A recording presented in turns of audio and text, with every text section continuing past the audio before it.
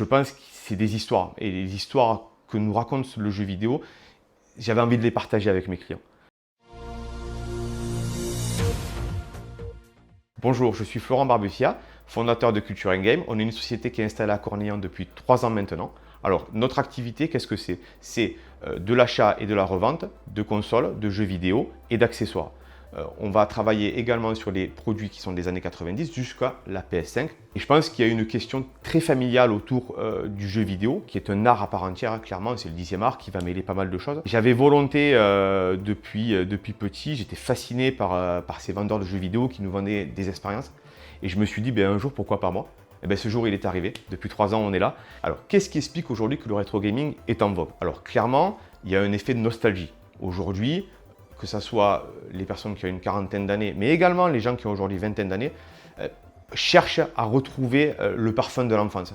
Dans un monde où aujourd'hui tout va vite, je pense que le rétro gaming et les consoles en général, en fait, nous permettent d'avoir une pause dans ce monde un peu foufou.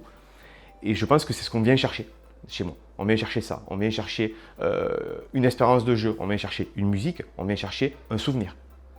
L'expérience client, c'est le plus important. Alors oui, c'est un lieu de vente. Mais ce n'est pas qu'un lieu de vente, c'est un lieu d'échange, c'est un lieu social, c'est un lieu en fait où on accueille. La vente, c'est un élément très important. Mais l'idée, c'est pas de vous vendre l'objet le plus cher. L'idée, c'est de vous vendre l'objet qui vous correspond, le jeu qui vous correspond.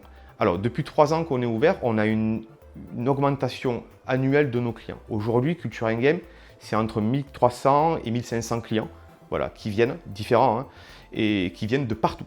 Parce que le rétro gaming, les magasins comme le nôtre, il n'y en a plus beaucoup. Ils sont tous quasiment en voie de disparition. Culture & Game, aujourd'hui, c'est une boutique qui fait 42 mètres carrés, dans un village qui est certes isolé, mais qui draine quand même pas mal de monde.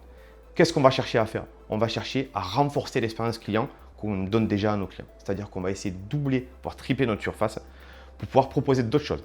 De la vente, bien évidemment, du jeu, de l'expérience, mais également d'autres choses. On va essayer de venir proposer des activités, faire intervenir des associations, travailler l'événementiel, pouvoir vous faire jouer également. L'idée, c'est qu'en fait, vous puissiez passer une journée complète chez nous sans que vous voyiez le temps passer.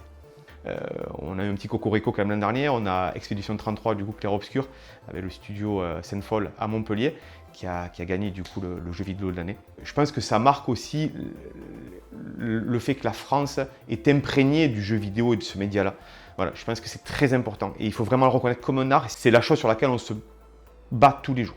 Tous les jours, c'est de se dire que ce média-là, comme tout autre média, oui, il faut contrôler. Oui, je pense qu'il faut avoir des garde-fous, mais quand on l'utilise bien, c'est un média qui est sensationnel.